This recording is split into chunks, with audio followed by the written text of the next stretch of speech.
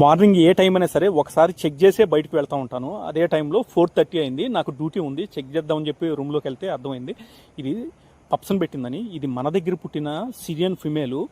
మన దగ్గర ఉన్న బ్రీడింగ్ పేర్లన్నీ పోయిన మంత్లో 8 ఒకళ్ళే ఎత్తుకెళ్ళారు, బ్రీడింగ్ పేర్సే కావాలని చెప్పి.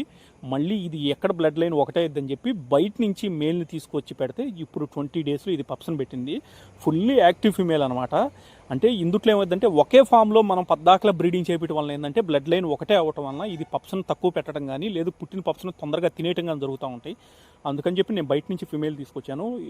8 ఇప్పుడు 7 ఉన్నాయి ఇందుట్లో.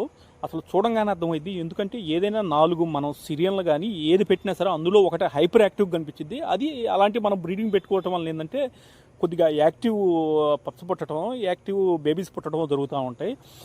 దీనివల్ల ఇది ఉంచుకున్నాను.